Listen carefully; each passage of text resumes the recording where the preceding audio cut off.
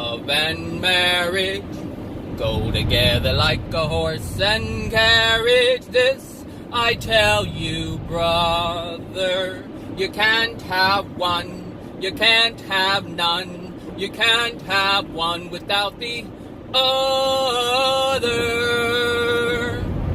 Good morning, everybody. Good morning, good morning. So today I'm going to talk about marriage and children.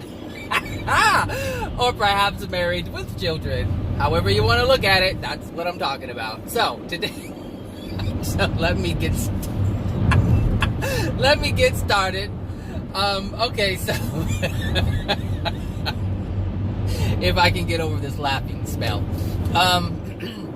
So the reason why this is coming up is because I don't want to say I see a lot, but I oftentimes see people say they want to get married. Even when people approach me in terms of like dating and stuff like that, I ask, well, what are you looking for? They're like, well, I want to get married, this is, and I'm thinking, that's the red flag right there. Anyone who says to me they want to get married, it's a red flag to stay the hell away. And I'm going to tell you why. Because it's a big mistake. It's a huge mistake. It's a life-changing mistake. Life-changing mistake. So, oh gosh. I know people don't want to hear this, but I have to say it because it's the truth, and it's the mistake that most people on the planet make. So when someone is single and they say they want to get married, they're looking for that marriage to bring them something, and it's that something that they lack. It's that something that they don't have, and they're looking for the institution of marriage to bring them. And it varies in terms of what people are looking for. Oh wow, look at that cloud. It's kind of interesting. Some would probably say there's an alien hovering in it and they're watching us and doing things to us. And if they are, but whatever. At least they're leaving me alone and I can drive to work, right? So, anyway, the people are looking for something that they don't have. And oftentimes it's love, it's affection, it's to take away the loneliness that they feel. It's to get something that they desire that they haven't been given in the past, or they have been given in the past, but it really wasn't true. Meaning, if they didn't feel loved growing up and they're looking for a marriage to bring them a person who will then love them, then that means they're getting something that they don't have, or they haven't had, or they were receiving from someone and it stopped, and now they're trying to fulfill that void, they're trying to fulfill that gap. And so they're really, if you really look at it, like, let's just say someone approached me and they say, hey, you know what, I want to get married, but they don't know me. That means that they don't love me. And so why would I get into a marriage when there's no love? See, that's what a marriage really is supposed to represent. A bonding between two people who love one another. It's a commitment saying, I want to be with you and no one else. But in order to have that, you have to have established a connection with that person. There's something you know about that person. There's something about that person that you want to, that is compelling you to want to be with them at all times. To be committed to that person. And that's it. That's it. But what people use marriage for are for a whole bunch of a host of reasons. One could be taxes. It could be to create a larger income source. So your income plus the other person's income, joint income together, is more money available to you. You're able to do more things. Some people want to be in a marriage to have children.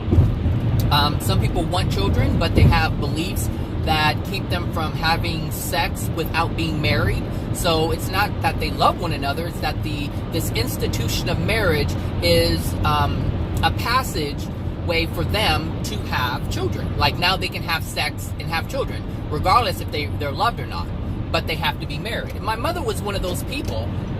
Being a Jehovah's Witness, the religion says you must be married before you can really have sex or have children. And we know this, it's called, you had kids out of wedlock. So there was no wedlock. So you had children out of wedlock. That is frowned upon in many religions. And so this is one of the reasons why people also get married. But that doesn't mean that there's love there. And it's evident by all the divorces that are happening. A divorce means that you did not love one another. You did not know one another enough to know that this is the person that I don't want to be with my entire life. And when you're in a marriage, because of what the institution of marriage represents, when you realize you don't want to be with the person, you stay with that person anyway. So there are many reasons why people get married, but they are not for love for the most part. It's not because of love for the most part. And because of this, you end up hurting one another. You stay in a relationship because of marriage, because of this institution of marriage that you've now agreed upon or entered into, I should say. This agreement that you have entered into, this contractual agreement that you have entered into, you feel you can't break it. Because it is frowned upon to get a divorce. So you must stay. So the woman who gets beat by her husband feels that she must stay and support her man who's beating the hell out of her. Or the man says, I'm in a marriage and I can't leave because I'm supposed to support a marriage even though she's beating the hell out of me. Even though she's emotionally or sometimes, oftentimes, physically abusive. Women are more abusive to men in relationships than men are abusive to women. Because women can get away with hitting and slapping and kicking and throwing, whereas a man cannot. He'll end up in jail real quick. So there's actually more abuse coming from women, but it's actually accepted. It's tolerated. I wouldn't say accepted, but it's tolerated. But in a way, it is accepted. But I mean, that's a totally different subject. But anyway, so how does that come up, or how does that mesh up with children? Well, for the same reason people get into marriage, it's the same reason holds for people who have children. So, women have to understand they are the gatekeeper of their womb. They are the gatekeeper. They decide whether I'm going to have a children with this person or that person. They decide, consciously they decide. Of course, some of them can't make that decision if a man presses himself upon a woman and rapes her. That's something completely different. But she's still responsible because her soul condition is calling for it. But again, that's a different story. That's a different subject. But back to the regular things that most people can understand and wrap their heads around. When a woman has a child, or decides to have one, or decides to interact with a man and create one, understand that the soul that comes down into the woman's womb is not yours. It's God's soul. It's God's child. You're just being the vessel to carry the child so that the child, another one of God's children, can have a physical experience. That's all we're doing. But that's not really all we're doing.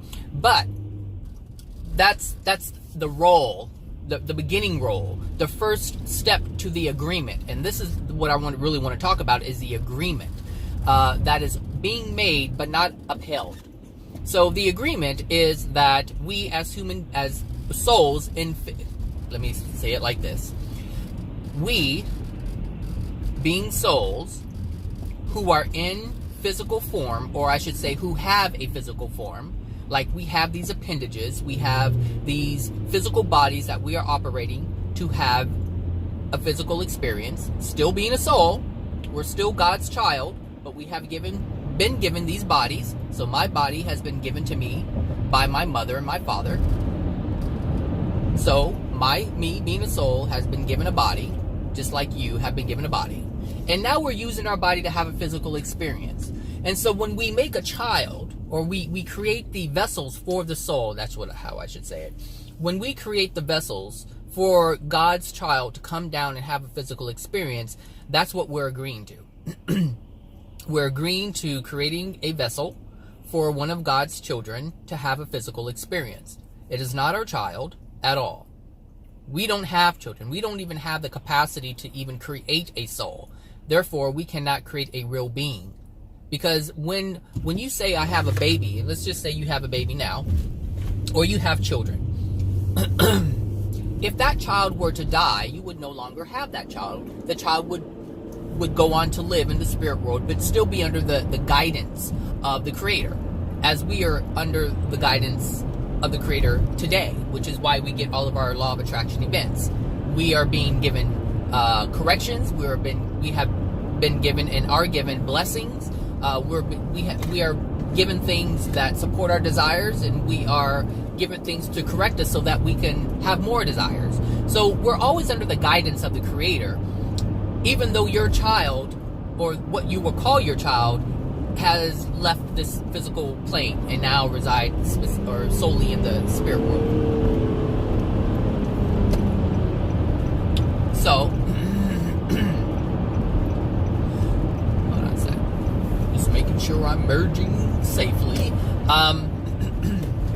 So, that's one agreement. The second agreement is that we will love the child. That's the second agreement. And we don't. We don't love our children. We don't love our children when we condemn them. We don't love our children when we spank them. We don't love our children when we inflict emotional pain upon them. We don't love our children when we spank them. We don't love our children when we use them to hurt others. These are all things that we do on a regular basis. We don't love our children when we deprive them of something because we're angry. We don't love our children when we try to use them for our own gain, our own benefit. And these are things that are done on a daily basis. Every single day this is happening all over the planet.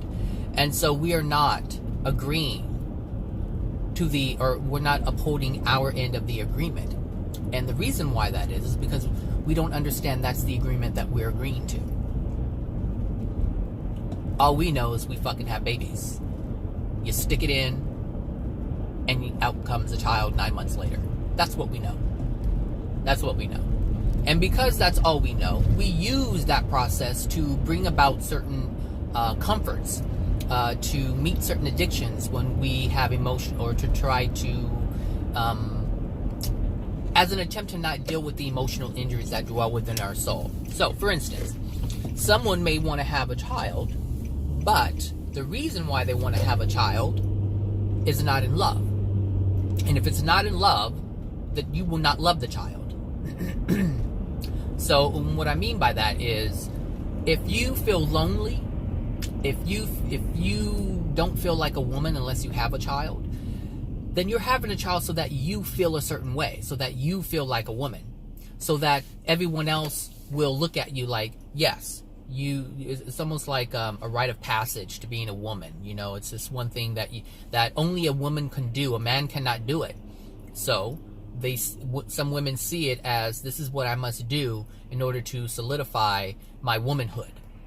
Now, if you're doing it for that reason, then you're not doing it because of the child. The only reason, and I do mean the only reason, to have a child is because you want to have a child in love.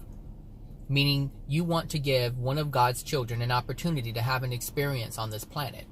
The best experience possible.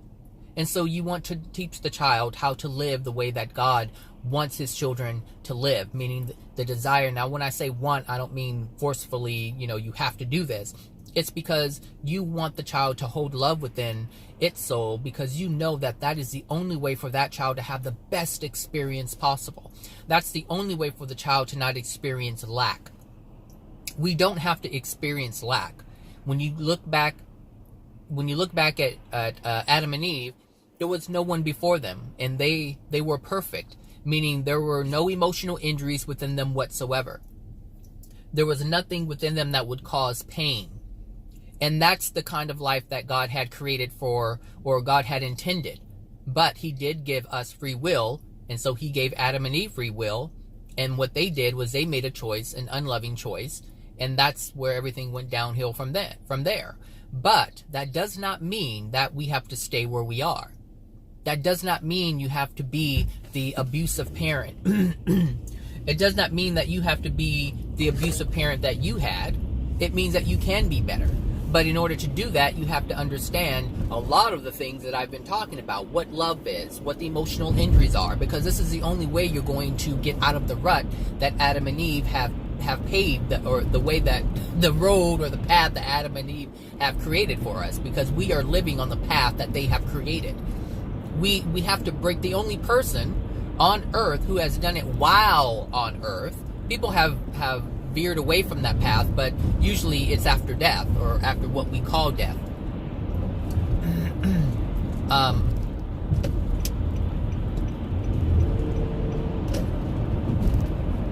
But the only person who has done it here on earth is Jesus.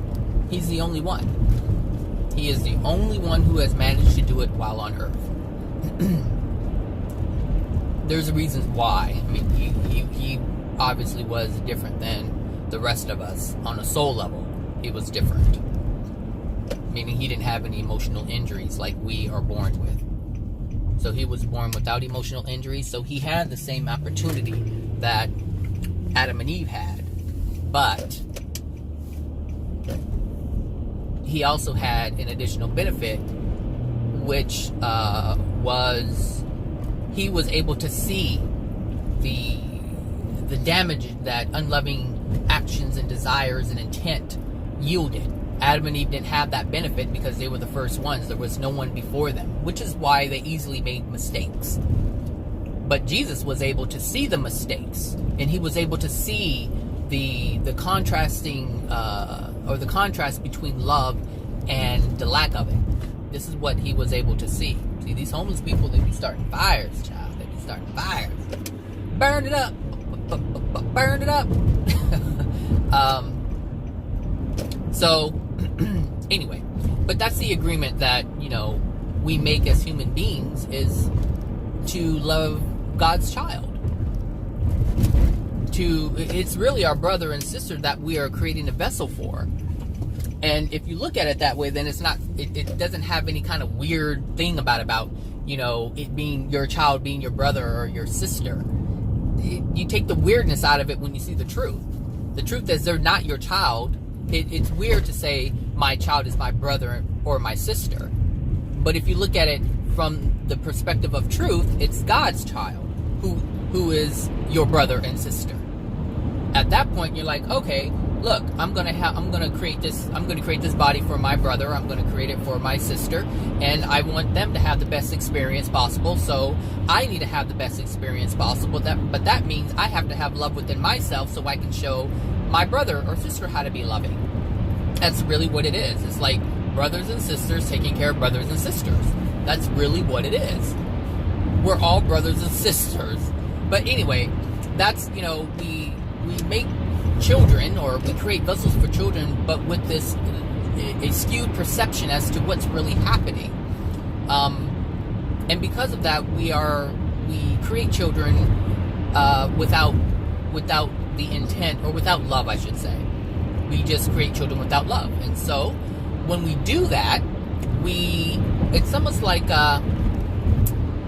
we sacrifice ourselves every time we make a child or a vessel for a child outside of love. We sacrifice ourselves, and at the same time, we sacrifice the child. Because when you have a child and you're not ready to have a child, meaning you're not willing to take on the responsibility that the agreement, or you know what, I should say this, because this came up too. When you desire to have a child to love, when you desire to create a child in love, it is not a sacrifice to you or the child, because you will then have joy every moment you are with your child, and you would want to have your child have the best experience possible. Everything you do with your child would be in love. If your child spilled apple juice on the floor, you would look at that as a learning experience. You wouldn't get mad at the child. These are telltale signs that you did not create a child in love. And I know that this is so difficult to hear, and it's even more difficult to wrap your head around for some of you, for many of you, for most of you, but it's the truth. If you love your child, you're like, oh, how cute. Look, he's learning. He'll learn. One day he'll get it. One day he'll learn how to balance himself and walk in a straight line without wobbling all over the place and spilling oatmeal, baby food, milk, and apple juice all over the place. That's what a parent in love would say to a child who's spilling all of those things. But what we get is, why don't you watch what you're doing? You can't have this anymore. Give me that. Go sit down. That's what you get. Or that's what the child gets. And that's not in love. And that's telling of how you created that child. or how you created the vessel for that child. Why you created the vessel for that child. It was to cover up something that you were feeling, meaning a pain that you were feeling. I don't know if you're trying to get over or what.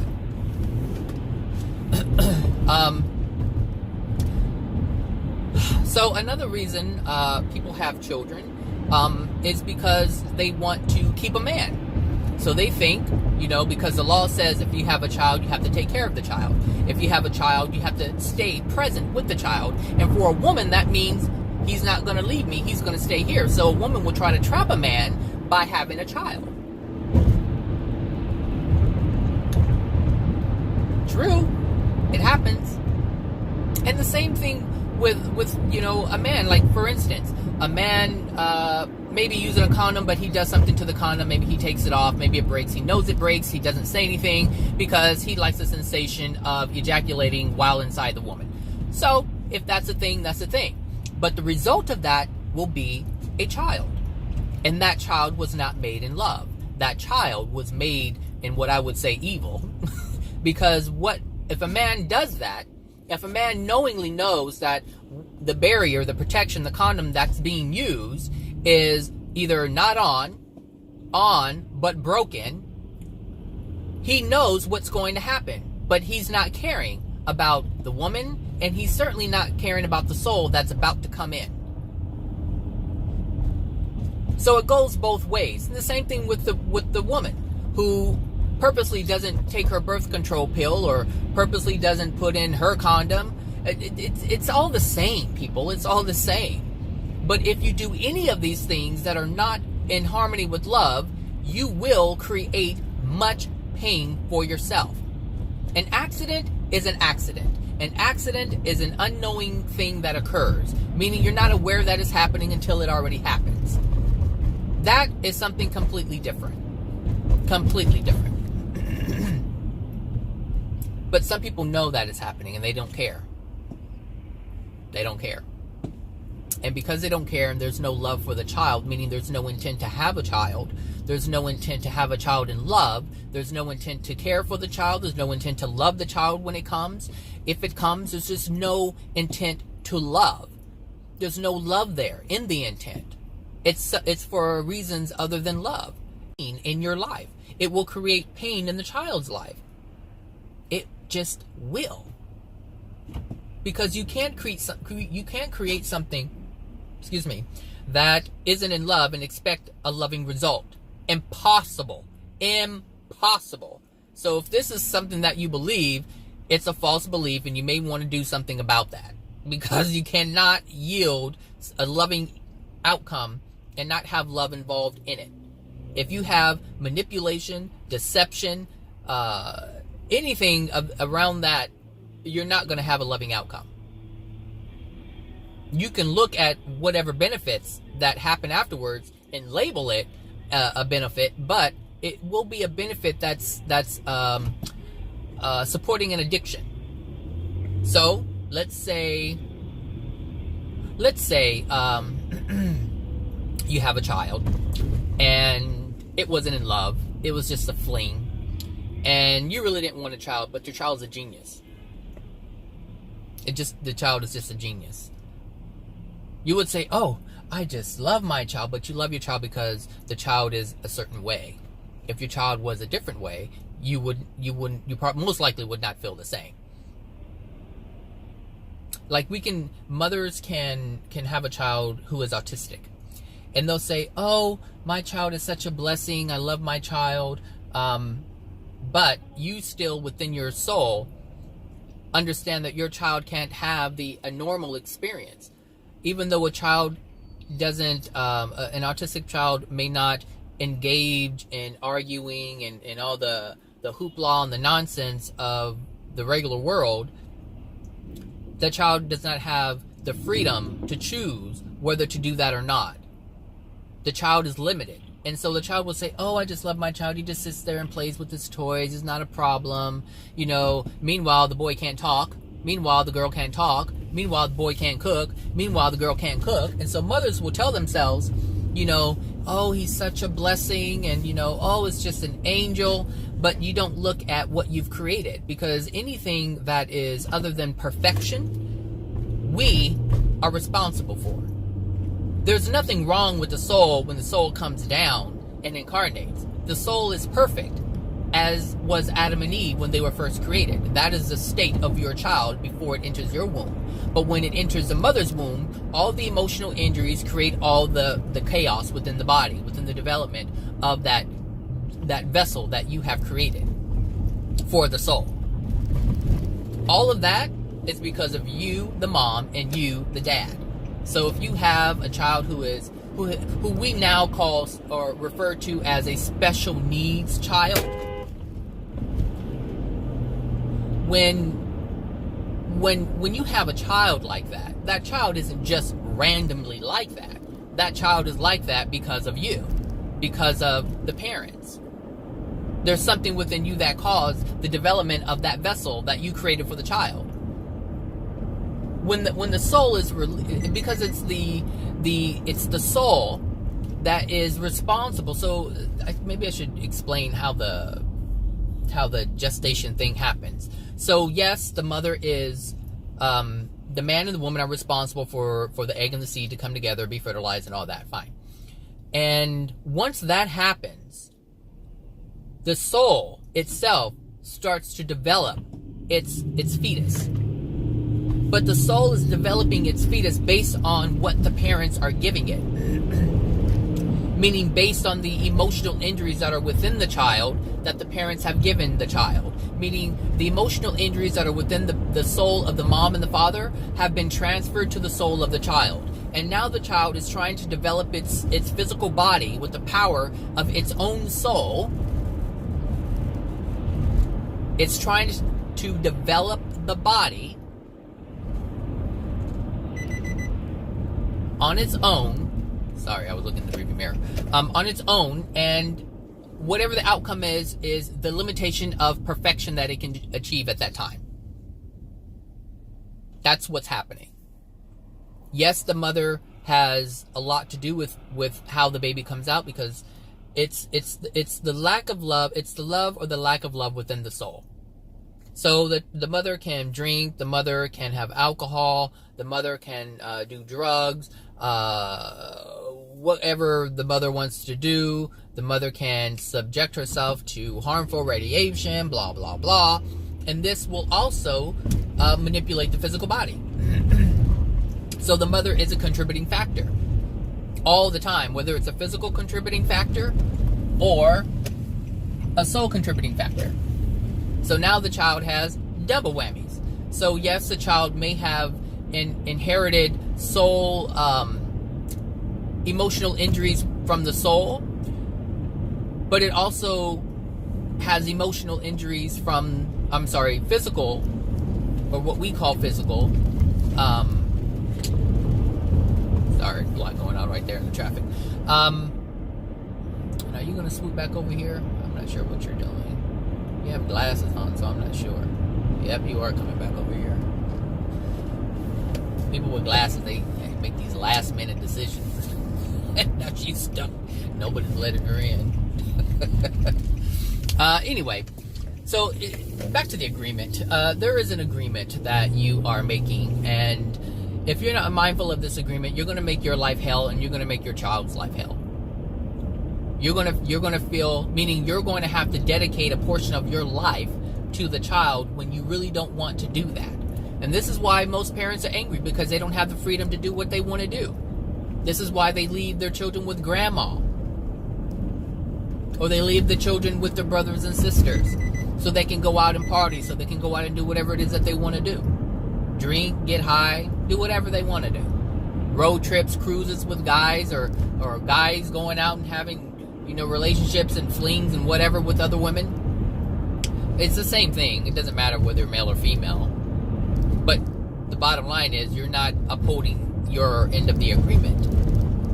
And when you do that, you sacrifice the child. Meaning the love that you agreed to show the child and share with the child, infuse into the child, you're not doing. Because you want to do what you want to do. So both ways you're sacrificing yourself. So you're either sacrificing yourself or you're sacrificing the child. So, number one, if you have a, oh Lord, it must be 7 o'clock. If you have a child and you really don't want the responsibility, you don't want to hold up your end of the agreement, and you force yourself to take care of your child, you will become very angry with your child. You will get irritated at just about everything your child does. If the child, oh my gosh, I have to buy Pampers. Oh my gosh, I have to do this. Meaning I have to buy baby food. It's so expensive. These are all things that come along with the pain associated when you don't have love when you create a child. This is the pain you must experience. You're not looking at your situation. You're not looking at your degraded soul and saying, I can't do this right now because I have to fix myself. What most people say is, my life is a mess. Maybe a baby will make it better. I can love a child. A child will love me in return. I can care for a child. The child will be appreciative. I can watch a child grow. If you want to watch something grow, plant some beans in the back. Plant some tomatoes and vegetables. Not a child.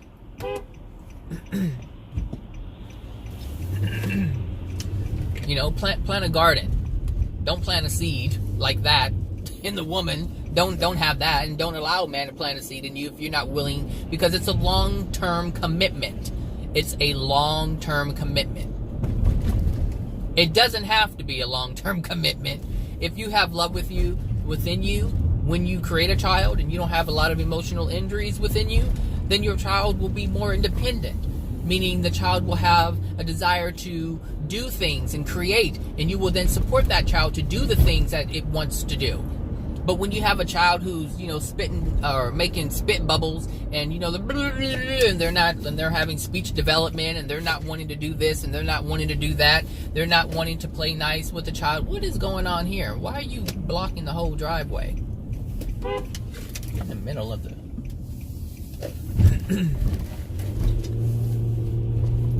just in the middle is a mess. Anyway, you have all these things that are happening. It's like, how come the child's not wanting to do this? And how come the child's not having desires to do that? Well, there's a reason for that. There is an absolute reason why that is. And it has to do with your soul condition, which created the child's soul condition. I'll be right back. Okay, I'm back. Yeah, it's because of your soul condition that created the child's soul condition. So what's the whole point of me saying all of this? What's the real reason why? Well, the reason is because if you're planning on having a child, then be sure, for your sake, for the child's sake, be sure this is what you want. Understand what's coming along with it. Understand what it means for you to have a child. Ask yourself why you want to have a child. Because if it's for any reason other than allowing a soul to come in to have an experience, it's not in love. And the reason why it's not in love is because it has nothing to do with the child. The soul that comes in is not yours. That's my point. It's not yours. You don't own it. It's the creator's child. It's the creator's soul that's coming in. That's not your soul. You are your own soul. You cannot create a soul. Maybe at some point in the future, as you progress high enough, as someone progresses high enough, they'll be able to create souls like that. But we don't have that capacity right now. But God has allowed us to participate in a soul's experience. That's what the Creator has done. But the child is not ours to own. And to use a child for anything other than just allowing a child to come in to have its own experience. So what does that look like? That looks like this. If I were to have a child, what my not only my thought process, but my intent, my soul intent, the understanding that I have, it would look like this. I have so much love within myself. I want to allow one of God's children, I want to be a part of one of God's children's lives. And I want to be able to show this soul how it is, or what it looks like to live in love. I want to show this child, this is how it's done, so you have the best experience possible. That's what it looks like. I just want to give this child, this soul, the best opportunity to make decisions so that they have the best experience possible. That's what I want to do. Not because I want the child or I want to use the child to feel good. Not because I want to say I accomplished something. It's never about me. Like, another soul is never about me. Like, if I have a child, it's not about me. It's about that child. If you're using the child for anything, for yourself in any way, shape, or form, it's not a loving reason. Because you're using the child. And we don't use the child. We don't use another soul for our own gain. We don't do that. But it's something we do every day. And that's one of the reasons why I won't have a child. Because I already know there's so much within me. I get irritated at my dog, and my dog does not do anything really wrong, but it gets on my nerves when she does certain things. So I already know if my natural reaction is to get annoyed because she's doing something that she doesn't even know about, why would I do that to a child? You see it every day. You know, if a child is eating some kind of cheddar goldfish and the child's sitting in a stroller, and they're in a store or some kind of place of business, and the child spills it on the floor, the mom gets mad. Give me this. You can't have this anymore. Seriously. And I already know my natural knee-jerk reaction wouldn't be, here, let me get this. You know, it just wouldn't be in a way that would be a loving way. And I know this. And that means that I know myself. So there's things that I have to fix within myself before I could even embark upon something like that. Would I like to have a child? Absolutely. The fun parts seem great. You know, when I have my nephew, it was fun hanging out with him. There were certain things that got on my nerves, but I couldn't do anything, you know, to make him feel bad, because everything that he was doing, he didn't understand. He did not understand he was doing something that he shouldn't be doing. So, you know, I had to either correct him in a loving way, but it took a lot. It took thought. It took extra thought for me to do that. And the thing is, it was easier to do it with him when he was visiting me for a week, because I knew it was only for a week, and he's not my child. He's not mine. We don't have one. He's my brother. He is my brother, a soul brother. That's what he is. But it was my brother's offspring, not mine. So, you know, I just know it would be different. And so I can't, it's almost like I know I would be unloving in some way, shape, or form. And I don't want to do that. One, I don't want to do that to the child, and I don't want to do that to myself. So the reasons why I would want to have a child is because, oh my gosh, they smell amazing. Little babies smell so amazing, you know. And it is amazing to watch a child grow. That, I'm not saying anything is wrong with that. I'm not saying there's anything wrong with having a child. But us understand that most people have children because of the emotional injuries that are within them. And they want to have children because of the emotional injuries that are within them. And they want to get married because of the emotional injuries that are within them. All of this stuff that most people do is based on a lack. And a lack comes from emotional injuries. Whatever you are lacking, it's coming from an emotional injury. And if you're lacking love from someone else, meaning you have an emotional injury from the lack of love from someone else, it also means you don't have love for yourself. Because if you're requiring love from someone else, that means you don't have it for yourself. So if you want to love a child and you want the love in return, you want the company of a child, then you don't have love within yourself. There's no self-love, because if you can't be by yourself and be okay, that means you're battling there's some emotional injuries within you, which is requiring you to have some kind of company. And women do this a lot too. They want to have kids. You know, for some, it's a check. For some, it's just to have someone there to take care of because they don't want to take care of themselves. You see these mothers out here who have the best for their children, but they look like a mess, just in shambles, I mean in shambles. I'm like, look, you're not even doing your hair, your clothes are raggedy, but yet you want to have, $80 sneaker shoes on your child. It's like your child doesn't need that. Your child just needs to be loved. Your child needs clean clothes. That's what your child needs, but you want to spend, your whole paycheck on the child, but yet you look like a hot mess. And what is that teaching the child? Because the child is looking at you. The child is looking at you. The child isn't looking at itself. It's looking at you. You're giving the child the cues. What should the child do? Well, the child's looking at you. What do you do? Well, if you don't comb your hair and brush your teeth and put on clean clothes that doesn't have stains all on it, if you're not doing that, what do you think the child's absorbing? They're not absorbing the Nikes. Really think about it. But I see this all the time, especially here in the hood. Oh, I take care of my baby, but you don't take care of yourself.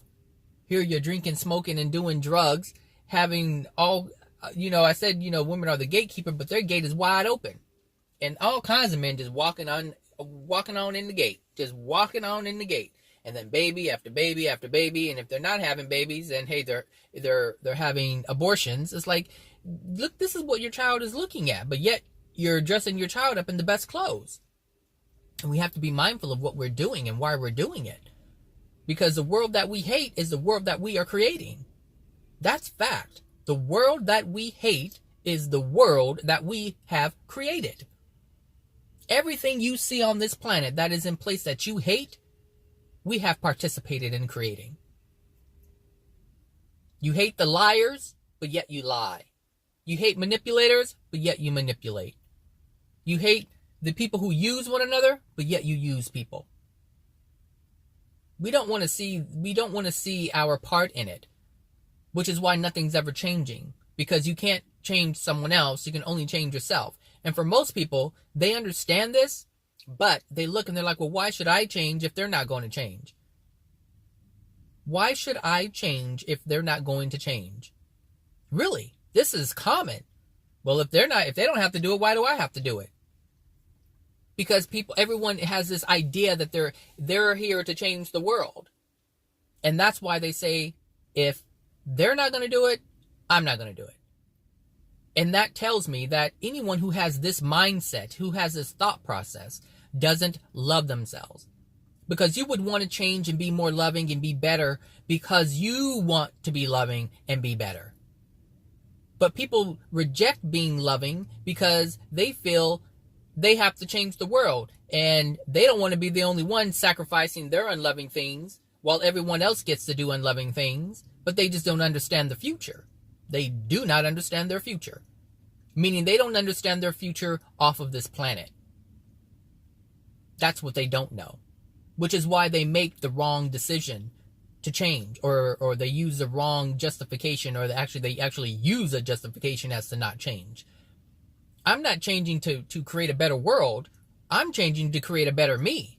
That's what's important. Why? Because I love myself now. I didn't know I wasn't back then. But I know it now. I know what that looks like. I know what that will entail to a certain degree.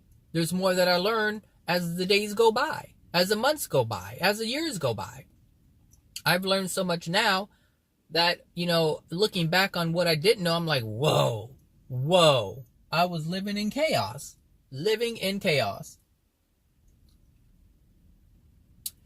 But I cannot do that anymore.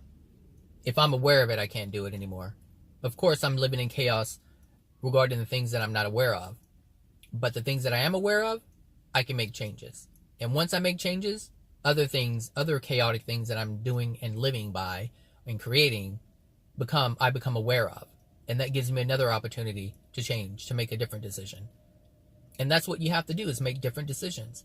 But not just to make decisions because you make them because you want to make them.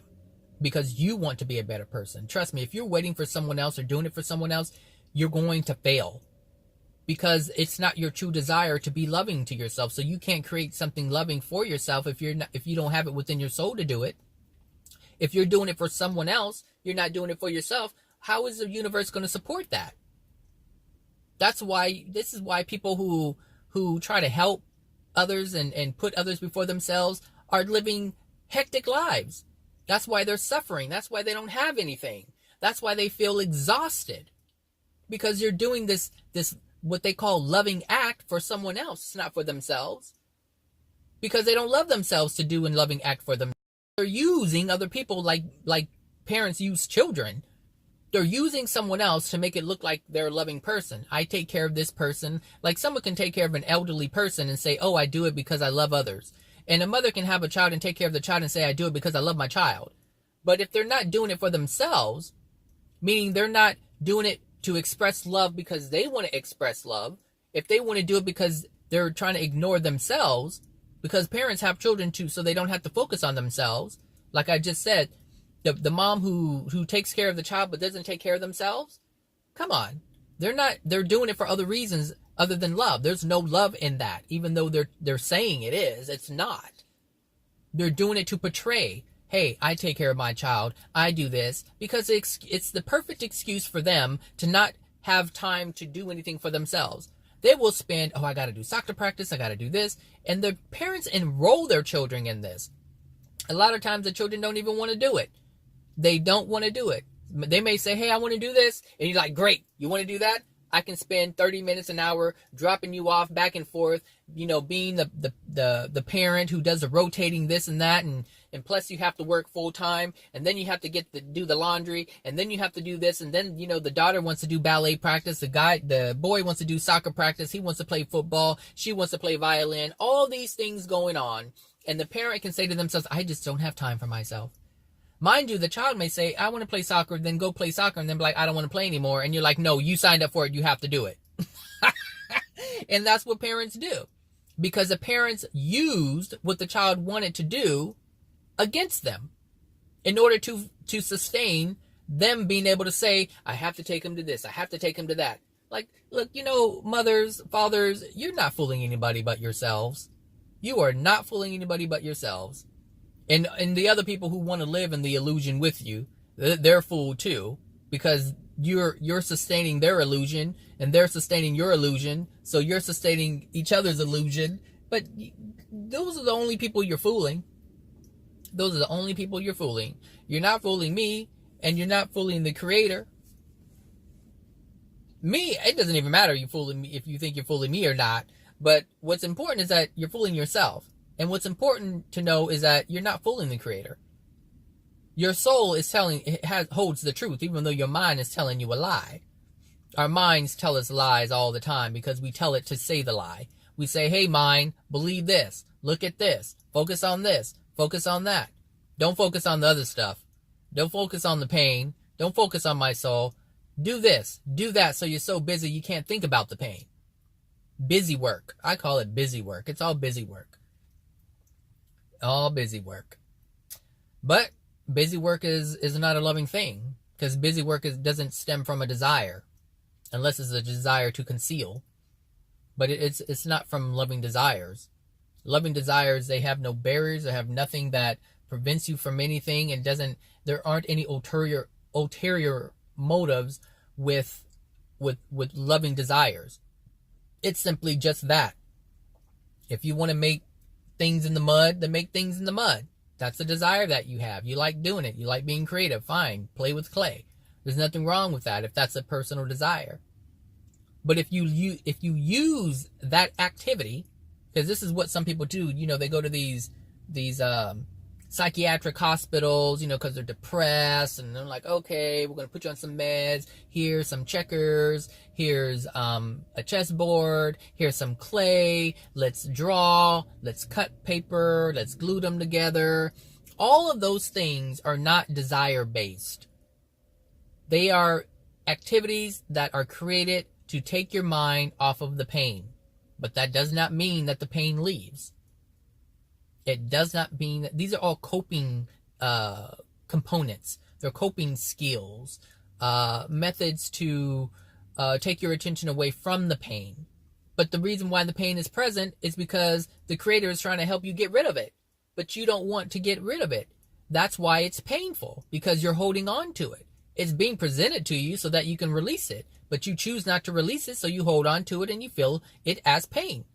And you don't want to do it, and you check out and you don't want to feel anything, and then you go into a mental institution and they put you on some medication and give you some clay and give you some paper and chess and checkers, and they say, here, do fun stuff. Do things that are going to take your mind off of the pain. Meanwhile, the pain's still there. And so that means you have to be on medication for the rest of your life. But the thing is, there's no medication in the spirit world. So all that which you are denying will hit you front and center when you pass. It will. It may not happen in the first 2 weeks, because there's a process that happens where you're given an opportunity to deal with those things. And if you choose to still not want to deal with those things, then you will feel your pain, unless you hang around earth and try to get your addictions met by getting people to have sex or getting people to drink or getting people to do drugs so that you can feel the effects of it. Because once you attach to someone on earth, like they're attached to you now, if you do drugs, they feel the effects of the drugs. So if you influence someone to do drugs, you feel the effects of the drugs. And your body's not hurt. Their body's hurt. They're the ones doing the cocaine. They're the ones doing the acid or the whatever they're taking. They're the ones smoking the weed. They're the one drinking the alcohol. Their body's the one being messed up because you want to get the effects so you don't have to deal with your pain. So even though you can have children in the spirit world and focus your attention on that, you focus your attention on other brothers and sisters who are still on the planet. Like, that's really what's going to happen. And that's really what happens.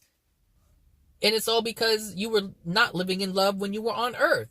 So the only thing you know how to do is continue not living in love when you pass into the spirit world. It's the same thing played out in different ways. That's all it is. That's all it is. I'm so glad I realized this, because I stopped doing a lot of things. I stopped trying to control things. I stopped trying to manipulate things, because I'm good at that. I'm really good at convincing people to do this, that, and the other. And it's like, now I don't even do that. Now I just speak the truth, whatever it is, and I allow people to take it and use it if they want it. If you don't want it, you don't want it. You know, it's like, I don't have to try to punish anybody. I'm not vindictive anymore. I used to try to get people back. If they hurt me, I would try to hurt them back. Now I don't do that, because I understand I'm hurting myself. And the action that they took to try to hurt me, they're paying for that already. I don't have anything to do with that. One, because I realize that's not my role. I don't have power to punish anybody. And if I attempt to assume the power of the Creator, I will be penalized, because the Creator is going to correct me and say, look, you don't have that kind of power. And I need you to understand this. And now, I'm saying now, me, I understand it. I understand that I do not have any right to correct anybody about anything. You ask me a question, I'll answer it. You say leave me alone, deuces. Simple. Just like that. And I know some people, they feel like, oh, now you don't care because you don't want to help me. No, it's not that I don't care. I just care more about you and more about me. Meaning, I know I care about myself as to not create any karma for myself. And which means I won't assist in you creating karma, because there won't be any back and forth argument, meaning I won't argue with you. I won't insult you. You won't argue with me. You won't insult me. Hey, it's being loving all the way around. You want to do what you want to do? Go ahead and do what you want to do. If you want to do what you want to do, then why are you asking me a question that would require you to change? You don't want to hear the truth, so why would I continue with this? So if you want to create an illusion to pretend like you want to change, why am I going to, if I know that you're creating an illusion, why would I participate in that? Why would I participate in your degradation? I can't. And for some people, it looks like I'm not caring, I'm not loving. And that's not what's really happening. I'm actually being more loving to you than you are to yourself. You just don't understand it yet. And I understand that, which is why I don't blame you. I don't hold you in judgment. I don't hold anybody in judgment if they don't want to change. It's their life. All I know is I don't have to experience the consequences of their decisions. I have to experience the consequences of mine. So therefore, the consequences that I choose to create for myself are the loving ones, not the ones that are going to hurt. I don't like pain. And nobody likes pain, but I understand what creates the pain. That's the difference. That's why I make these videos, because I understand what creates pain. And so I put them information out there. It's up to you to decide whether or not you want to stop creating pain for yourself, or if you like creating the same pain for yourself. That's your choice. Again, it has nothing to do with me. But I have done my loving part by putting it out there, which is why I make these videos. It may be difficult for people to understand, but one video that's easy for someone to understand or accept is a video that for someone else is difficult. It's very difficult. But it's easy for others if it doesn't have anything to do with the emotional injuries that pertain to them.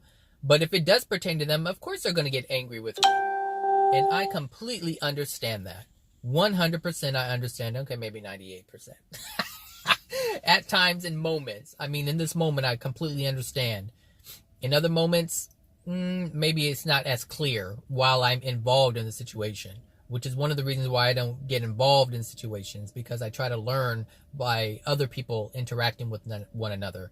I try to look at other people's unloving actions and intent and learn from that. I don't have to be involved in order to learn. You can observe and learn. You don't have to participate in the activity. You don't have to get burned in order to learn. Other people can get burned and you learn from that. Seriously. A young teenage girl doesn't have to get pregnant to realize that getting pregnant at a young age is a mistake. She can look at another teenage girl who has a child and is struggling to learn that that's not what I want for myself. You just don't have to make the mistake in order to learn from it. And a lot of people believe this. Maybe I'll make a video about that. But a lot of people do believe that you have to make a mistake in order to learn from it. If you don't know and don't have the experience, how do you learn? That's a bunch of bullshit. You don't have to make the mistake in order to learn your lesson. Look at the lives of everyone around you. There's tons of examples. Look at the mom who's struggling. Look at the dad who's struggling. Look at the homeless man on the street. Look at the person with no leg. Look at the person with this. Look at the person with that, and learn from them. Talk to them. How did you get here? Oh, well, I had my own law firm, and this was going on, and that was going on, and I made this decision. And then you take that and you're like, okay. And all of that led to you being here. Well, I don't want to make that mistake, so I'm not going to do this and I'm not going to do that. It's real simple. This is why people, I try to tell you guys, I watch these reality shows and I'm looking at the destruction of relationships. I'm looking at, how they hurt one another, because that's what reality TV is all about. It's about hurting one another. And I'm not watching those reality shows because it's like, ooh, girl, what did she say? And what did he do? No, I'm looking at how they're destroying one another, and I'm telling myself, this is what you don't engage in. This is what you don't engage in. This is what you don't engage in. This is what you don't engage in. And seriously, that's what I use it for. I use it for my own benefit. I use their chaos and confusion to my benefit. I look at that and say, I don't want to be like that. Look at all that pain. Look at those tears. Look at those children who are going through a divorce. Look at all of this nonsense. And I tell myself, that's not what I want. That is not what I want. So while other people are looking at it as entertainment because it appeals to them, I'm looking at it as a tool to help better myself, which is why I don't make the same decisions as they make at all. I don't try to hang on to a friendship that when I know a friendship should not be. And maybe I'll talk about that another time too. Anyway, all right. This thing is over an hour, so actually it's 58 minutes. So anyway, have a wonderful weekend, everybody. It is Friday, and I will talk to you guys later. All right. Bye now.